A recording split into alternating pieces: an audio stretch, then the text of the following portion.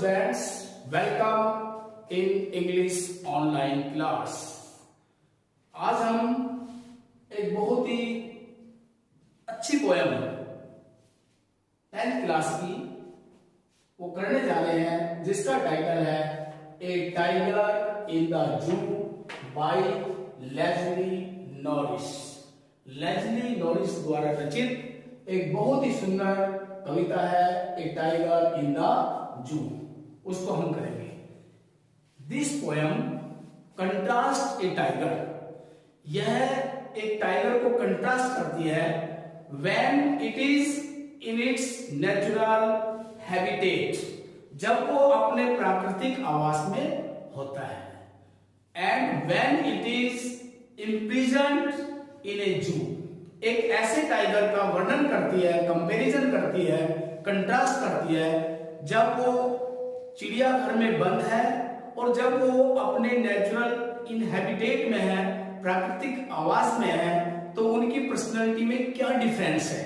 कवित्री ने यहाँ इसी चीज को वर्णन किया गया है। Let us now discuss the poem. He means tiger stalks in his vivid strips. He stalks in his vivid strips the few steps of his cage on pads of velvet white in his white rays. Stalks, M-O, moves slowly and quietly. Stalks, moves slowly and quietly. Vivid, strong and bright. Strong and bright. Few steps of his cage. Cage में पिंजरा. The pads. Pads, soft part of his feet, under his feet.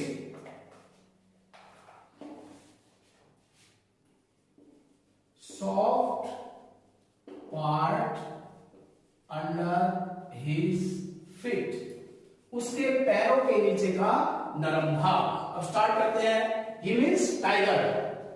जो tiger है वो एक जू में बंद है, एक पिंजरे में बंद है। Looking at the imprisoned tiger, looking at the imprisoned tiger on his starry night। तारों भरी रात है। कवित्री ने देखा है कि एक जो बाघ है वो चिड़ियाघर में बंद है। The poet is filled with pity to see that tiger. The poetess is filled with pity। वो दया भाव से भर जाती है। She says that, और वो कहती है the tiger should have been in the natural habitat, और उसे चिड़ियाघर में नहीं, एक केज में नहीं, उसे अपने प्राकृतिक आवास में रहना है। और अब उसमें उनका एक्शन बताती है। He stalks in his vivid strips।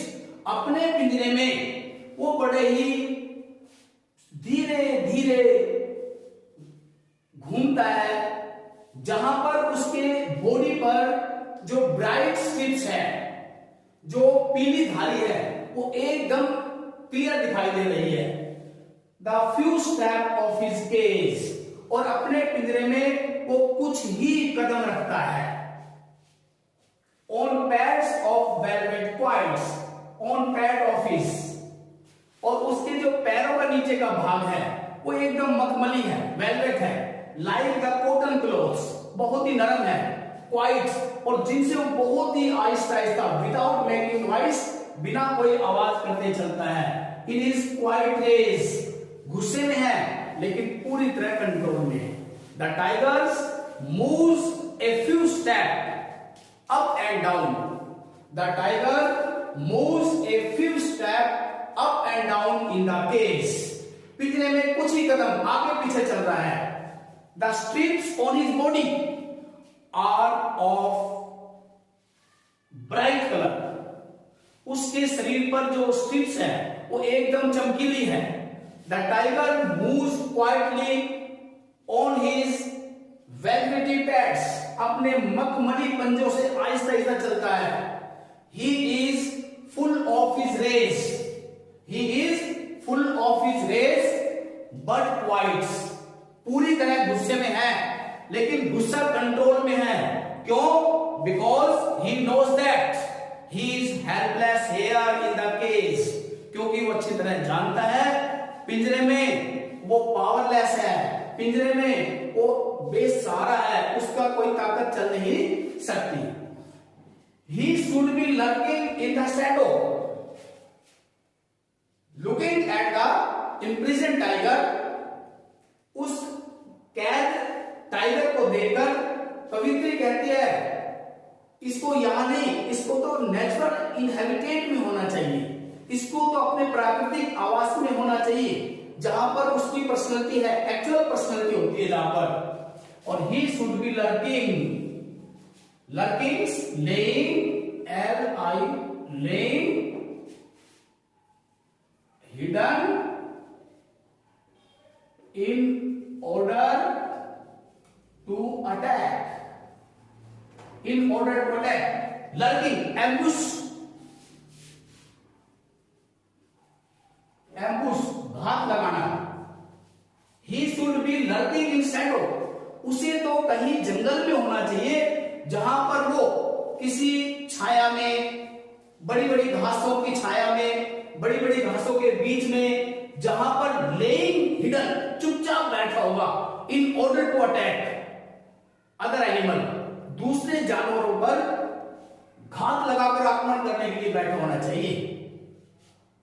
Sliding through long grass, या उसे लंबी लंबी घास में आहिस्ता आहिस्ता सरकर और शिकार के लिए चलना चाहिए। These are the real action. Near the water hole, या उसे कहां होना चाहिए?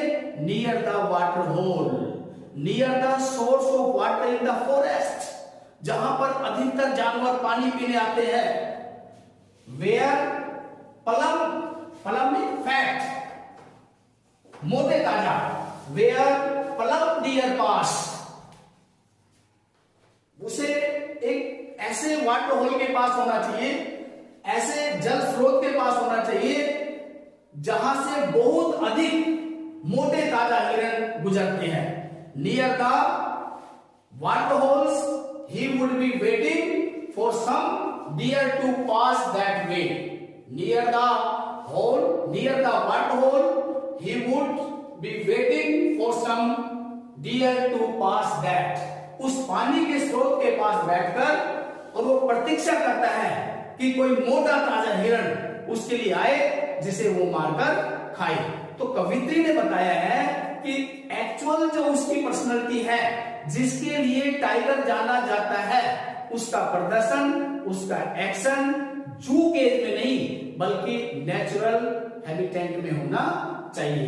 Next para, now the next para, he should be snarling around houses at the jungle's edge, bearing his white fangs, his claws, terrorizing the village.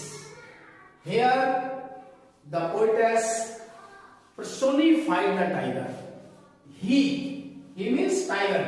जब non living या non human being को human being दिखाया जाए तो वहां पर एक figure speech होता है, उसे बोलते हैं पर्सोनिफिकेशन। तो यहां पर टाइगर का पर्सोनिफिकेशन किया है, टाइगर को लिविंग बीइंग दिखाया गया है, ह्यूमन बीइंग दिखाया है। He should be snarling around houses, कवित्री कहती है उसे तो उन घरों के आसपास होना चाहिए, एट द जंगल एज, जो वन के किनारे पर है। The tiger would be moving around houses near by village, इस टाइगर को तो वन के नजदीक जितने भी गांव हैं उनके आसपास घूमना चाहिए।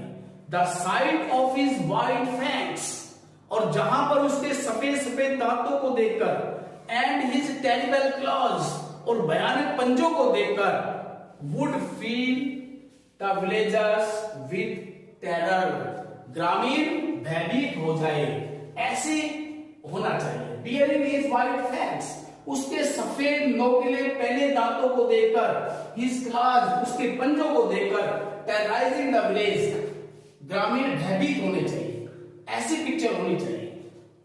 यह पोएम जो है zoo to forest then forest to zoo move करती है। पहले जू में, जू से फॉरेस्ट में, और फॉरेस्ट से फिर ये जू में आ जाती है। But he is locked in the concrete cell, लेकिन ये बैड लक है टाइगर का कि वो कहां पर है, वो कंक्रीट सेल में, कंक्रीट कोठरी में बंद है। ही स्टैंड बिहाइंड बार, और उसकी ताकत सलाखों के पीछे है।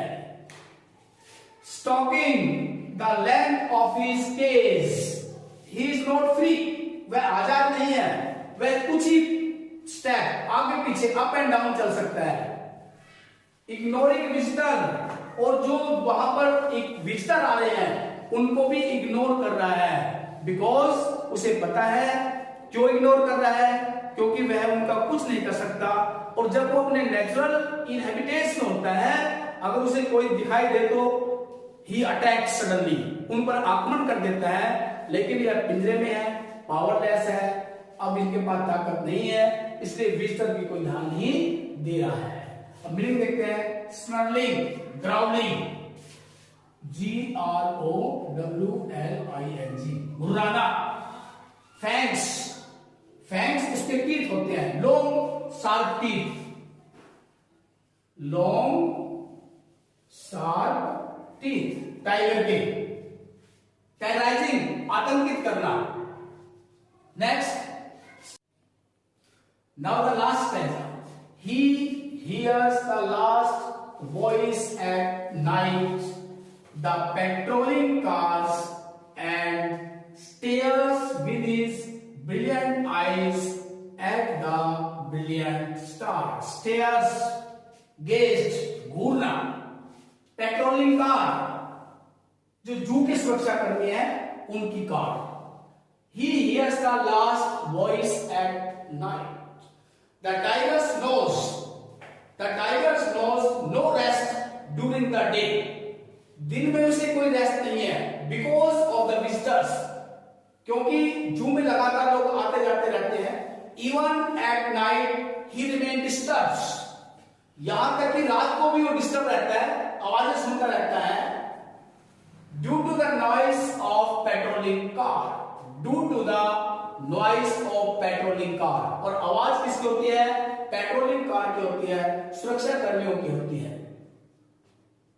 He keep staring at the brilliant star with his brilliant eyes. चमकीली आंखों से और चमकीले तारों को देखता रहता है। Perhaps he is asking, शायद वो ये पूछ रहा है, why? Perhaps he is asking to God, शायद वो भगवान से ये पूछ रहा है, why he has been imprisoned there in the cage. उसे चिड़ियाघर के पिंजरे में हे भगवान क्यों बंद किया गया है? शायद स्टार की तरफ, तारों की तरफ घूरता यही पूछ रहा है। आई होप आपको ये पोयम अच्छी तरह समझ में आई होगी, और मेरी एडवाइस है कि इसे आप बार बार रिवाइज करें और अच्छी अंडरस्टैंडिंग हो जाएगी। और थैंक्स।